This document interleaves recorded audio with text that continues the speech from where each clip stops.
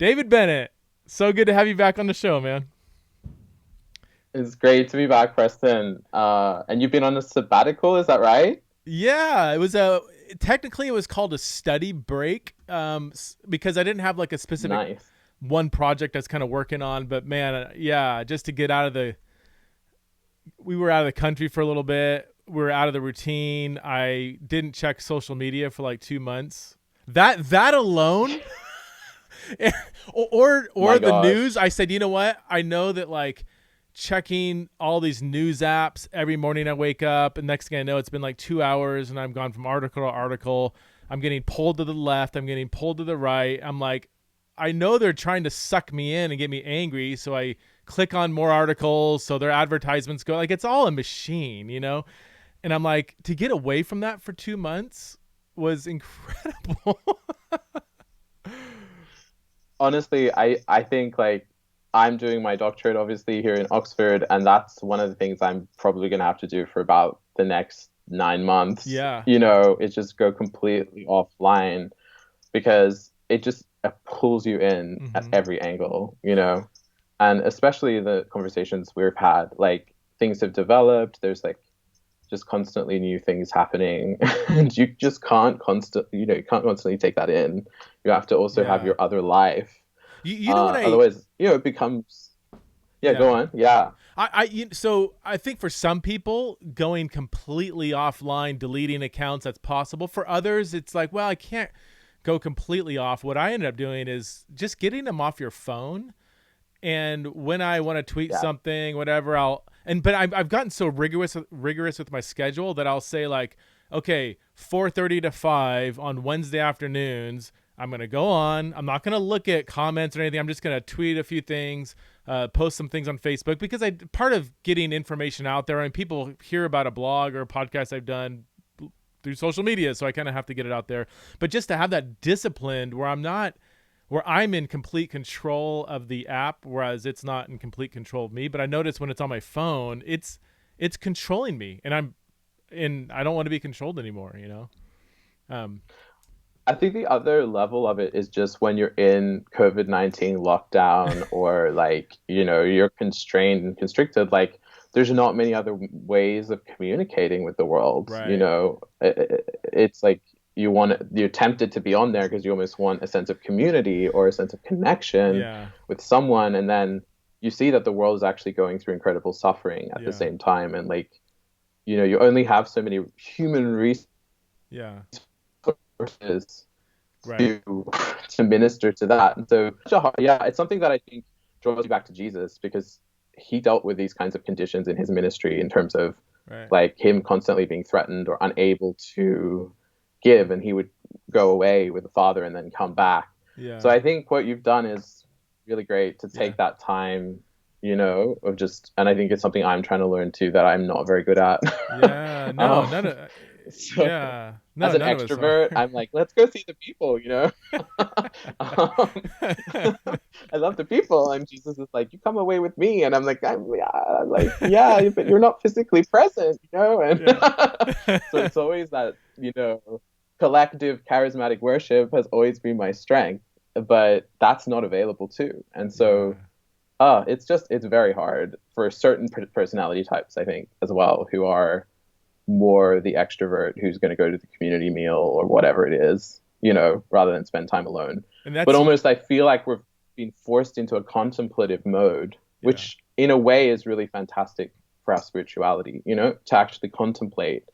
And I feel like, in the evangelical circles, there is a bit of an addiction to like an over charismatic excess, Mm-hmm. and I'm the first person to go as charismatic as you can. But like, I think we need the contemplative, and maybe that's part of the message of this moment Yeah. in the kingdom of God is like, go contemplative. It really is. This year is it really is a turning point in many ways, and we're not even. And I say that, and I don't even know what we're turning towards or away from, but most people would recognize that there's shifts happening, maybe even permanent shifts happening in culture. I mean, kind of like a post printing press kind of moment where it's like the world that existed after the printing press is not the same that existed before. obviously you have internet, social media, pandemic, bam, bam, bam. And there's just, it'll be interesting to see in 20, 30 years looking back and to see the, for good or for ill, you know, the kind of unforeseen changes that came about through this year. We've got a lot to talk about, David, and I know we're limited on time. I want to talk about your Yes. book, War of Loves. But for those who don't know your story, I mean, a lot of what you are thinking through, writing on, speaking on, it's rooted in your really interesting biography. So why don't you give us maybe a shortened version of your story? And the only reason why I want a shortened version is because I had you on a couple years ago. You gave the long version, and I know Yes. you're probably tired of telling your story, but it's so powerful. Can you give us just a snapshot, maybe of an extended snapshot of how you came to know the Lord?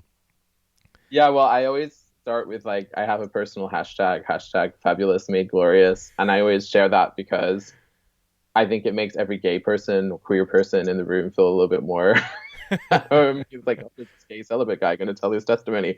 Well, yeah, like, it's like, it really is a story of being profoundly human and like focus, like, as a young person, age 14, raised in agnostic atheist home, but went to a Christian evangelical school in Sydney, Australia. I went to a psychic once, and I was an atheist at that point. Like, I wasn't raised in a Christian home.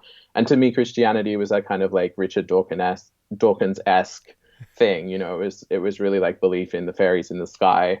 And I just rejected it because I came out as gay when I was 14. And I thought, well, this religion is like depriving me of my rights, and so I will resist it. And I even remember being in a park when I was, about 15, and I was with a boyfriend at the time, and he handed me this small amber cross. And he was from a like Orthodox background, big O, and he kissed me because I was complaining that he gave me this Orthodox cross as a gift.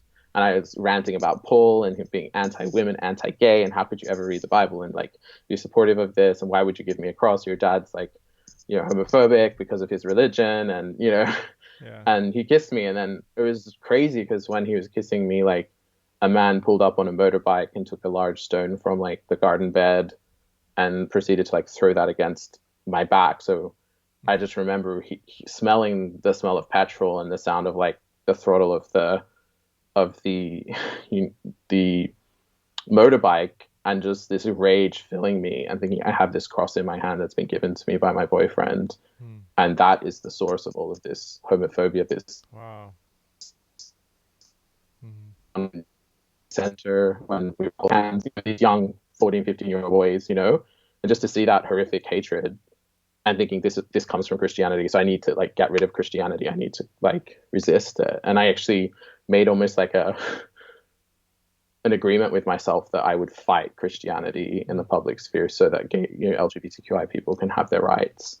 And so I was very much stuck in that polarity of like, I don't reject myself, and therefore I must reject Christians. Wow. Rather than there's a deeper way where I can reject self-rejection without rejecting everybody else, but I was very much in that mentality of, if I don't reject self-rejection, then I'm rejected, so I must reject everyone that rejects me. And that kind of psychological space, which is just really not healthy for anyone. And I think one that many gay people we find ourselves in, or queer people find ourselves in, is we're just like, I have to hate everyone that disagrees with me, or I'm not free. And that's a really horrible burden that I think I faced as a kind of young, budding, pretentious gay activist at the age of, from 15 to all the way up to like 19. Would you say that's a common assumption? I must hate everybody who kind of rejects me, or not even reject, but isn't fully on board with my ideas, my worldview, my life, or whatever. I think it's like more of a temptation because it's easier. It's like, I'm already exhausted by this existential problem of my sexuality and working it out, and I just don't have time for that. Like, I have to delete that. Okay. But I think what I didn't realize is I was still driven by self-rejection. Really? And so it wasn't until like I was in a pub at the age of 19, and there was this girl there, and she just was different. Like, I can't describe. She didn't feel to me like a Christian, actually, or at least the Christians that I grew up with. Um, and so when I found out that she was like, she told me in the pub, like basically she knew God and that she was a Christian, I was completely amazed. Like, and it was interesting because 3 months before this, I'd been in a debate with my uncle over the Christmas lunch table, and he was like the Pentecostal Christian. And so I thought he was like pro gay conversion therapy and like basically my complete cultural enemy. And I had to destroy him with all the French theory I had learned in my degree and like show him that there was no God and you couldn't communicate truth with language and there's no absolute truth. So it's just all baseless. And we should just stop with this belief in God stuff and Christianity. And so like I kind of launched into this debate with him, and he said, well, the problem with that is that you said there's no absolute truth and that's an absolute truth, and you just communicated that with language. You doubly contradicted yourself. And I stormed out fabulously, and just was kind of like, I don't care, you're all bigots and I don't need to live in your horribly bigoted world, goodbye. um, and then he got into the car with my aunt, and she'd been praying for me at various times throughout my journey when I was like experimenting with Wicca and like neo-pagan religion, and I was a Reformed Jew for a week. I got into Theosophy. Like I was very eclectic in my personal spirituality at a certain point. Yeah. So she was often praying for me that I would have a revelation of Jesus. And for 11 years she prayed. So they're in the car, and my uncle said, when I was talking to David, I saw the Holy Spirit over him, and he's going to become a Christian in 3 months' time. And so exactly 3 months after this, I was in the pub with this girl, this Christian girl who's a filmmaker, and her film was put in, it was a final. She got it as a finalist into the largest short film competition in the world. So I was amazed by her work. Mm-hmm. Anyway, as we were talking, I obviously was written on my face this kind of disgust at her faith. And she said, well, what do you think about Jesus? And I said, well, clearly a wonderful man, but certainly not like God. I think this is human invented religion. But if anyone's going to be God, I suppose it's Jesus, but I don't believe it. I'm gay. I've read 1 Corinthians 6:9, Romans 1, Leviticus 18. I'm fine, thanks. Like let's stop the conversation there. Protecting myself against potential hurt or pain. Mm-hmm. And she just said to me, well, that must be really difficult. I mean, I really feel for you in that, and I'm like totally there for you. And it was like such an amazing, compassion, love-filled response. She wasn't thinking about herself or her reputation or like anything like that a lot of Christians would think about, or try to like make it an abstract issue, like she needs to defend the Bible or whatever. She's just like, yeah, wow, that's. And like then she said, like, have you experienced the love of God? Mm. And this question just cut right through to my center, and experience and charismatic experience of the Holy Spirit coming up on me like oil being poured over my head, and I heard a voice speak to me, say, "Do you want me?" 3 times, and it was like this really crazy, like someone knows exactly the depths of my inner being and soul, like exactly what I want, and so I. In that kind of exchange, saw like a veil over my heart and a pinprick of light go through the veil, and just this breath kind of enter me. And I didn't know the term for it at the time, but I was being born again, basically, like internally like awakened to God and like made sensitive to his reality and presence. And I think this is one of the crazy things about like I've done work in apologetics and evangelism and things like that, and this is just something that happens. You can't make that happen. There's no argument that can get someone there. There's no like personal quality or charism. It's like you're just a servant of that grace, and you've just been given it. And when you're given it, you just want to give it to everyone else. And that's all you're trying to do is share that love, because it is the answer. It really is. And it's cliche to say, but knowing the true ontology of love is the human quest. I wasn't looking for God. I wasn't looking for anything like that. I was so angry with Christianity. Like, it would flood out of me, the rage. Yeah. So like, I understand that. Anyone listening to this, like, I understand that rage. I have that rage still in many ways against Christendom, like, I feel it and I know. But that love is greater, and that reality of Jesus is greater. The fact, like, it's almost like the resurrection touched me in that pub, and the love of God was just poured out on me, and I had this tug of war over me, and heard this voice say, like, will you accept my son Jesus as your Lord and Savior? And I said, Yes. And then I went home. My mum was waiting up. I had a fight with her, Uh, and I had to eat my words because I said, you need to choose between the delusion you've started believing in as a Christian and like your real son standing right in front of you. hmm. And so I told her that I'd become a Christian in the pub, and I'd said yes to the question. And she was just amazed and told me, I knew that this was going to happen because your uncle received a word after you had that debate that 3 months' time you would become a Christian. And exactly 3 months' time since you had the debate with your uncle in the Christmas lunch table. And I was just amazed that my mother like already knew that I was going to become a Christian. Like, when I walked in there, it was absolutely a divine conspiracy. And you can read about it in the book. I still am amazed by it every day. Like, I think about it and I'm like, wow, Lord, like what you did in my life. Yeah. I'm only really here because of that. I'm only really a Christian because of that. Yeah. And that's what remains, that love that he poured out in my life. And I have to shape myself around it. I Mm. have to be faithful to it. And even though I fail and I'm imperfect and I'm human like everyone else, it's like there's this drive within me of desire of God that has Mm-hmm. just been awakened, and a burning fire. I can't, Hmm. it's like the prophet Jeremiah says, like I have a fire in my bones that I just can't contain. Like I have to follow him. Wow. It's like I'm one with him. Like I can't deny him, you know? Yeah. And so it's really weird because I've gone into this Christian world with all of its weird politics and its language, and it's hard because I'm just like, but I'm just a dude that experiences the love of God, and I'm just trying to tell other people about it. And I'm trying to learn how to do that well and take the time at university and write this thesis. And yeah, so What's that's what's that's my story. what's most compelling about? I mean, there's several things that are compelling about your story. The one that always kind of hits me is that you were drawn into the kingdom through a very, very charismatic, for lack of better terms, experience, right?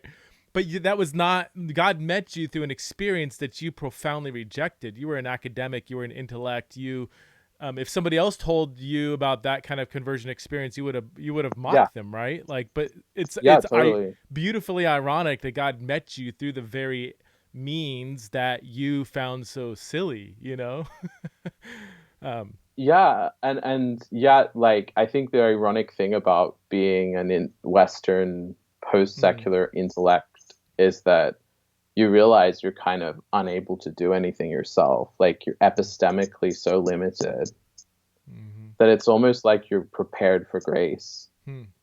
That's It's interesting. like it's like the Augustinian thing, like Pelagius, semi-Pelagius, like you can't, like it's something that's like faith. It's a gift, and God continues to give it. And I think that's the fascinating mystery that I'm still unwrapping. Um, Yeah. I think sometimes we can be very Pelagian about our minds and think I can work my way into a right belief, Right. you Right. know. And a Yeah. lot of my work is kind of as an intellect is obsessed with the fact that like actually Christianity of its purest form in that way with Augustine Yeah. is very much like queer theory. It's actually very overlapped, Yeah. which in that you can't do anything. Like I can't construct myself. I can't make myself anything. Like I need this agent from outside of me Mm-hmm. to do it. And I wonder if that's why God's just allowing kind of Western epistemology to just collapse a bit, Mm-hmm. because he's wanting us to come back to that. Yeah. Yeah, So then that took you. You ended up going to St Andrews University in Scotland, doing a master's in theology, and now you're in your PhD program at Oxford University. No shabby institutions. And in the midst of all yeah, that, you wrote your book, The War of Loves: The Unexpected Journey of a Gay Activist Discovering Jesus.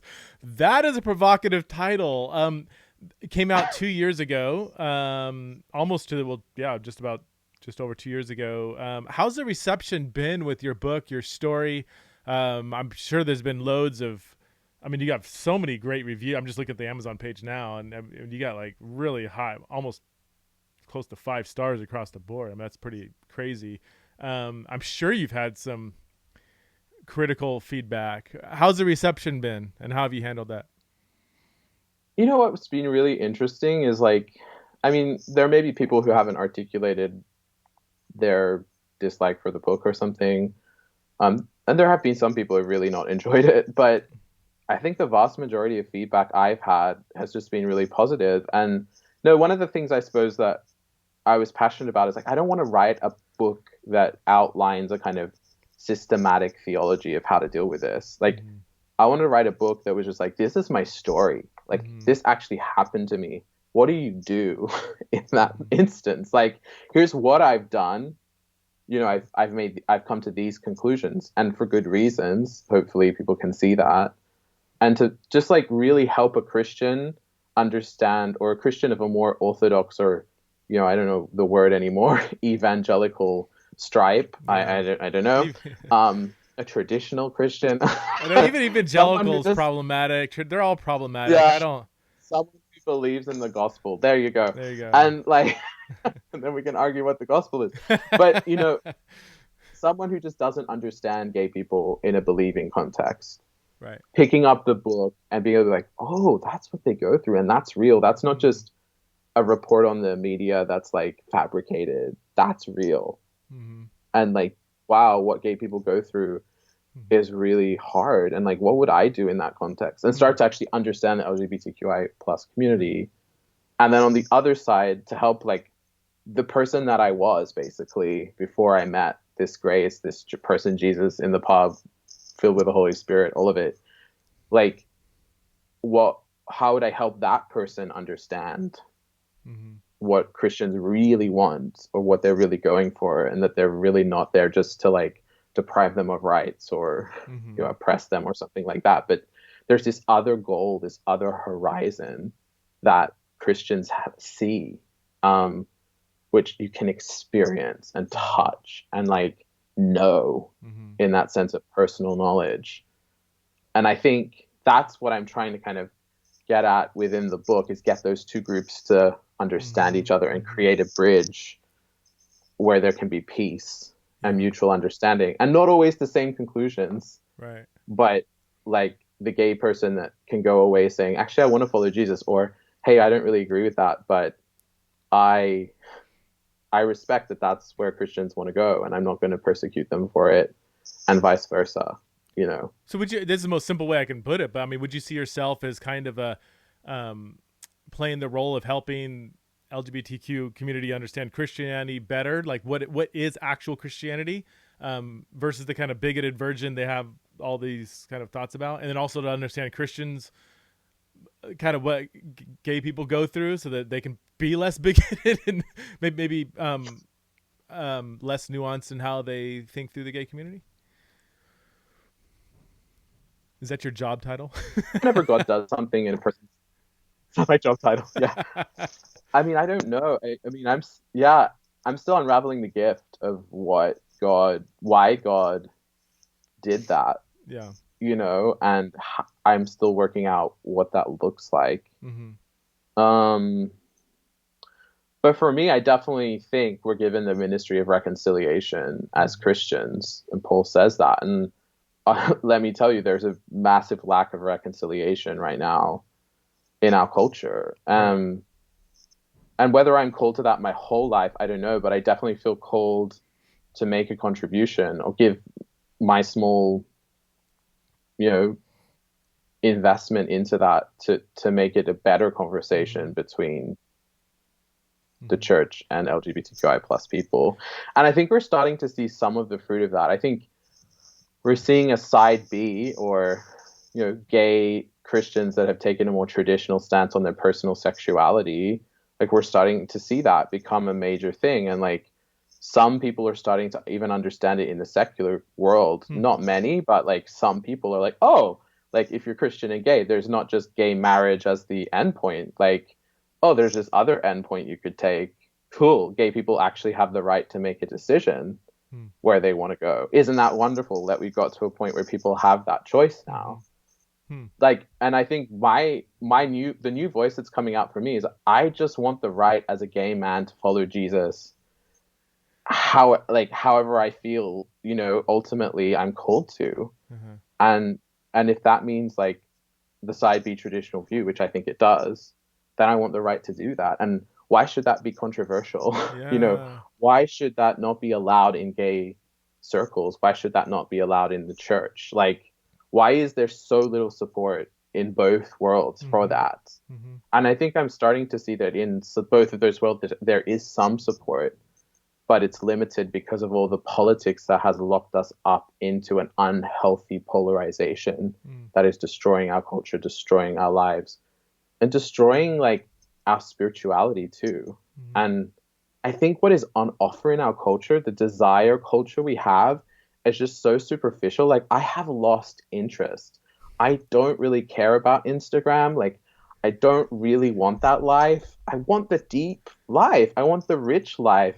You know, and Christianity is really about following someone who knew how to live life abundantly, knew how to live right at the marrow of the bone, like Mm-hmm. who who is our master in learning to live that life. And Mm-hmm. I think that's just my heart is I just want to run after that.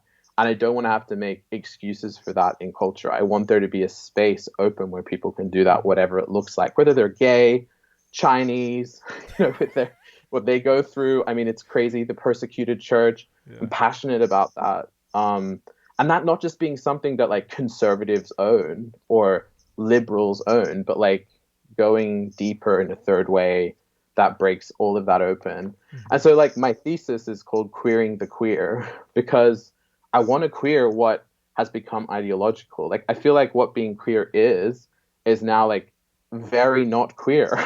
Huh. Like today I was in the bookstore and there was like this book like Queer Heroes, and it was like a whole bunch of people in popular culture, like they're just not that queer.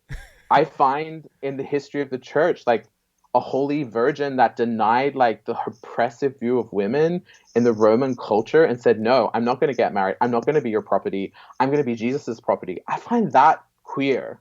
Like, Wow. and that actually doesn't have to do with all of this conversation we've had about sexuality, and it doesn't have to do with gay marriage, and it doesn't have to do with like this Western commercialization of gay identity. Like, it's better, it's like more exciting. I'm like finding these things in church tradition. I'm like, whoa, these people like blew open Huh.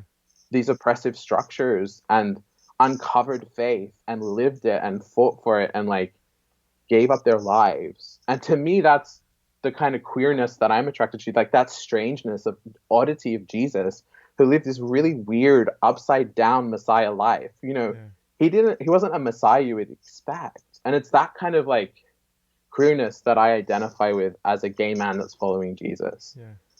And that's a kind of queerness that I'm trying to unleash in my doctorate on some level.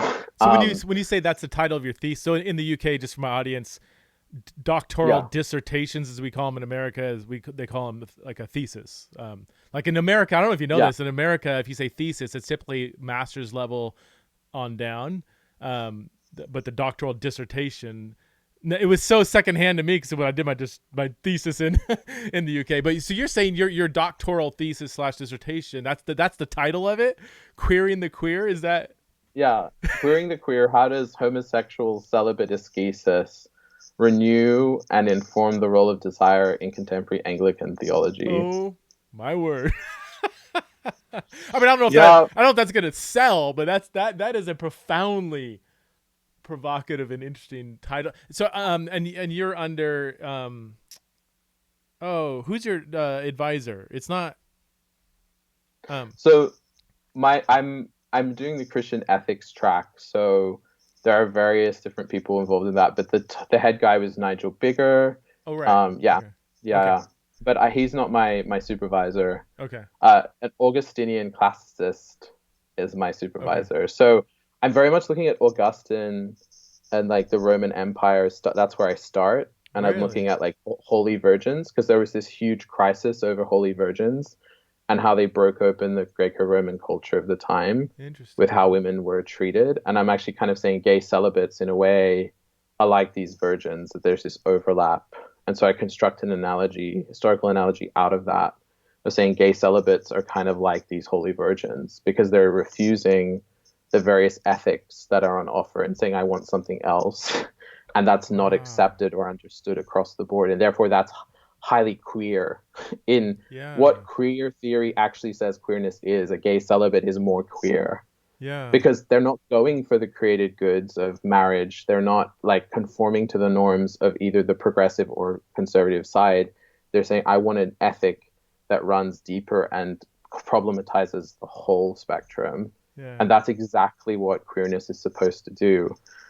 Yeah, so that's going to be interesting. And you're running that through contemporary Anglican theologians like Oliver Donovan, Sarah Mm-hmm. Coakley, Graham Ward, who have bits of that puzzle. You Mm-hmm. know, Oliver Donovan talks about the created order and living righteously according to the created order, and then I talk about how that's part of gay celibacy, but also not limited to that. It's also an erotic vocation. What do I mean by erotic? I don't mean Yeah. sexual necessarily, but about like the impulse to be one, you know, Yeah. with God, and putting that first above the created good in order to witness to the created good. And then my other chapters, Sarah Coakley has written about new asceticism. We need a renewed Mm. desire culture in the church. I'm like, yes. And so I talk about that Mm. related to O'Donovan. And finally, Graham Ward's work, which is really excellent, is Augustinian in pedigree, and it talks about kind of the erotics of redemption. Like, what will intimacy look like in heaven? You Mm-hmm. know, it's not sexual, but marriage points to it. And he has a slightly different view of how maybe gay relationships could work in with that. And I'm disagreeing, but I'm kind of also agreeing that the vision he has, at least, of erotics in the redemptive sense is beautiful, like reoriented desire, and saying, yeah, I agree with him, only I just think there's a created order aspect Mm. to how we test what is truly like a purified eros, you know, for how we live. So that's a lot to say very, Wow. very quickly, but that's, I'm trying to kind of run through that because I think the Anglican tradition really does have, with its connection to Roman Catholic theology and Protestant theology, the resources to do this better. Mm-hmm. There's just so much rich conversation to bounce off. So that's why I chose Anglican theology. And I mean, at least, I mean, you tell me, but it seems like there's also a strand of contemporary Anglicanism that is integrating modern charismatic expressions of the faith as well, which that seems to fit. That's like your perfect storm right there. It seems like. Would that be accurate, or is that not at all? That's accurate. Yeah. Yeah. And I think Sarah Coakley in her systematic theology, God, Sexuality, and the Self, talks about charismatic experience as like a Okay. vital part of knowing Interesting. desire and readjudicating desire. And so, yeah, like I think what's really great is I see that charismatic Mm-hmm. aspect of the Spirit's work Mm-hmm. in our asceticism, in leading us to a greater fullness. So there's a quote from I just wanted to bring up a Cistercian monk, Edmund Wallstein, and he says, "But if erotic love in marriage is an image of the divine love, then it might seem paradoxical that the monk or the gay celibate Mm. remains celibate. Hmm. Would it not be better to live an erotic life to the full in order to fully signify transcendent love? There is something to that idea which is developed by the Christian tradition in the theology of marriage as a sacrament, a holy sign. But the life of celibacy forgoes the sign precisely in order to show that it is merely a sign. The intensity and immediacy of erotic passion for embodied creatures like ourselves is so great that there is a danger of staying with the sign and not being led to that which is signified." And I just love this Wow. quote. I think it like sums up exactly what I'm trying to do as a gay celibate Christian. Is I'm like, the sign is not the point. The sign is meant to point to something else. Marriage is something that's passing away, but this friendship, this spiritual friendship, will remain forever. Mm-hmm. And so we've made marriage the ultimate, and that's the problem in our culture. We've made sex and, you know, a kind of like sexual eros the ultimate, which is not the schema in Christianity. Christianity turns that on its head and says, actually, sexual eros in marriage is meant to serve this other reality that's beyond it, that is so beautiful and so amazing. And why are we not focusing on that more? Mm. And I think the contribution of gay celibate Christians or side B Christians is to point more like avidly towards what Jesus has brought in the kingdom and what is Mm-hmm. coming in the future. and to start that party now, like Mm-hmm, mm-hmm. rather than, just say it's all about the sign, it's all about marriage. I And so wonder. that, Go yeah, ahead. Finish your that thought. that Yeah. that is, and that doesn't deny that marriage is good. Right. It's a sign of that wonderful future, but I it would does. say it also, in a roundabout way, would give, and I got to be super careful here. So let me give a test run of what I'm trying to say here, and maybe I'll go back, and it would give, it would put mixed orientation marriages in a better place as well, because no longer is somebody looking for some ultimate form of desire satisfaction and then be frustrated, well, it can't happen in opposite sex marriage because I'm not opposite sex attracted.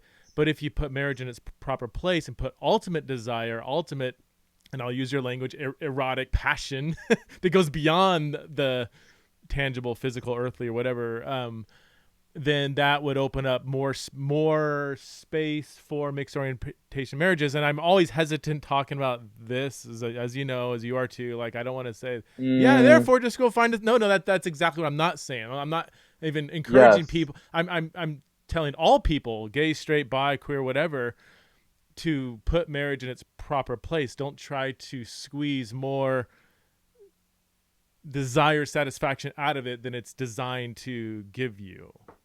I don't We know. see, I think that kind of marriage is much more queer than the kind of marriage we've upheld in like conservative heterosexual marriage and then in like liberal gay marriage. I don't find those visions queer. Right. They're really not that queer. Like, because they don't destabilize the attachment to that sign as the ultimate end. Does that make sense? Like, Absolutely, it that's does. what Yeah. that's what queer theory says queerness does. I think it's actually just holiness. What queer theory is really looking for is holiness. And holiness does that. It doesn't let you worship the creation. It doesn't let you make it an end in and of itself. Mm-hmm. And so I think that's the kind of crazy overlap I'm finding as I go really deep into queer theory and really deep into Christian like tradition and theology. It's like there's this weird overlap between queerness and holiness Hmm. and what it does in delivering. I think ultimately holiness is what queerness is seeking. Um, and that's in mixed orientation marriage because you're not making the image, the sign, the ultimate in that. You're Mm-hmm. saying there's something bigger than this that completes it. Mm-hmm. you know, Wow. so you're totally on. It's very difficult to get the language to Mm-hmm. describe this reality, and I think that's maybe why it hasn't been articulated on a popular level well.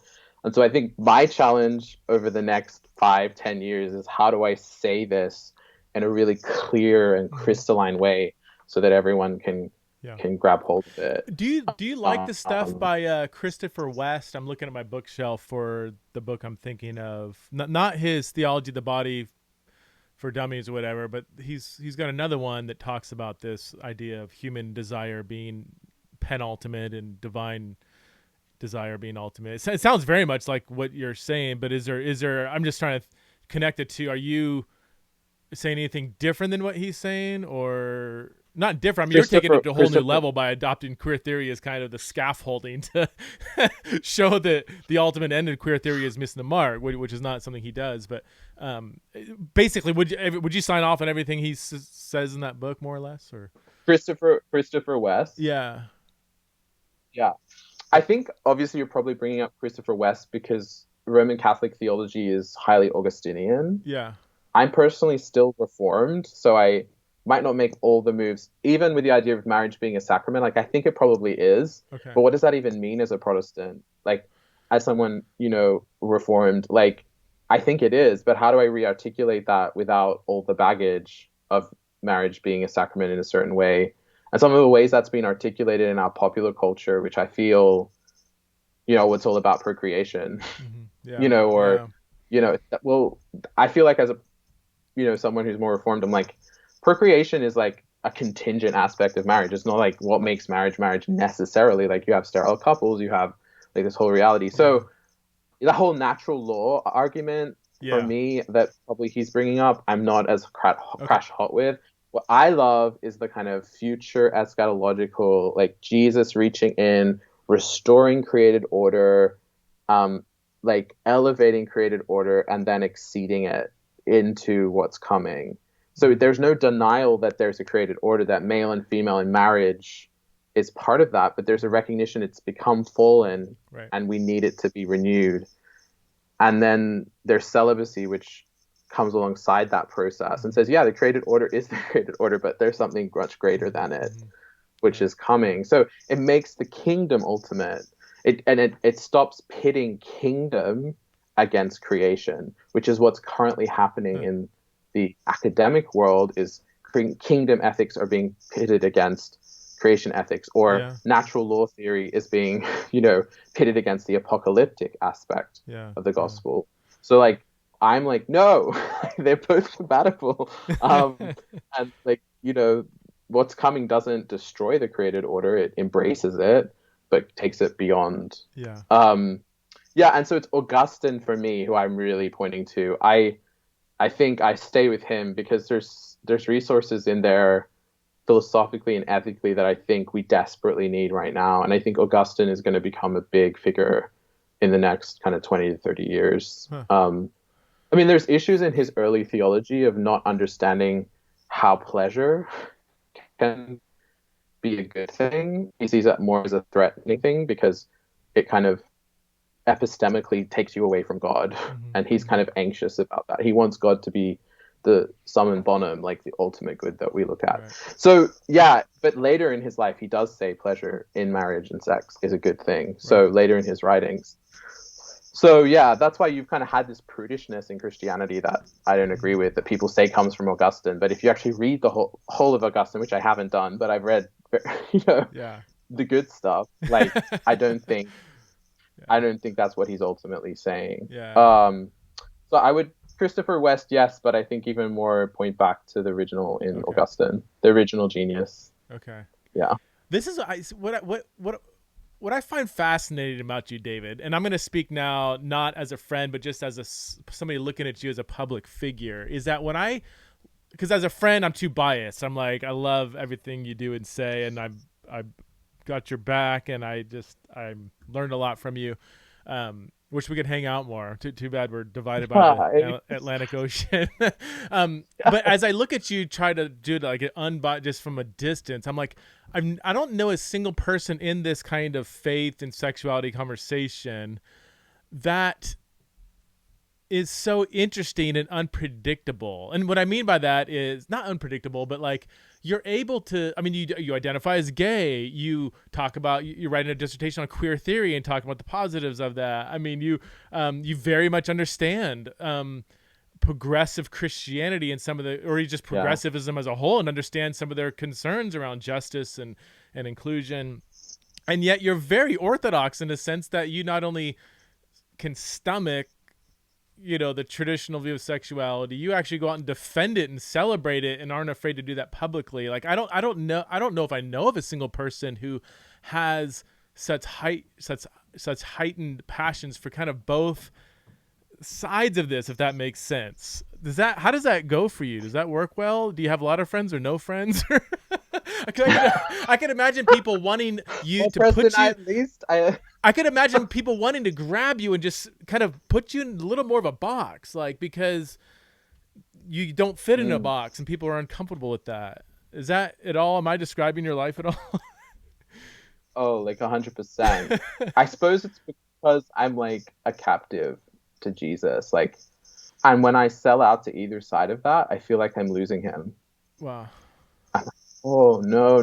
Like, there's actually like this moment I have. Sometimes I'm tempted by the progressive thing, and everyone around me is just like going for it, and everyone like is realizing that sexuality isn't just about ethics, it's about suffering too, and therefore like the only answer to suffering is just give the person what they want now, and then they'll feel better, and it's like, and they'll be better and they'll flourish. And then whereas I know there's a deeper way, but I feel that pain, I feel that suffering that is in the progressive world and how they're trying to respond to it, and like my heart bleeds for them and with them, but my heart has been captured by Jesus.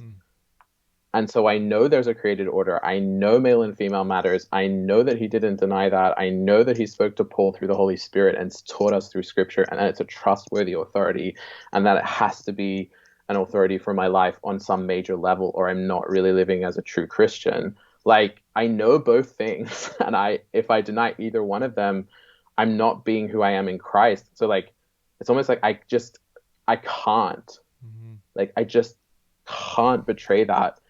It would be like cheating on my spouse, or Mm-hmm. like, it's just unfaithfulness to me.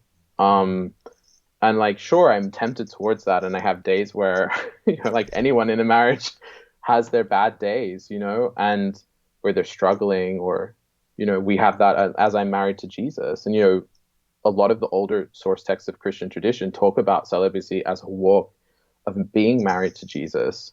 And so I constantly come back to the question, I suppose, Preston, of like, how is Jesus feeling Mm-hmm. about this, rather than how am I feeling about it? What is this giving the reward to the lamb for the lamb's suffering?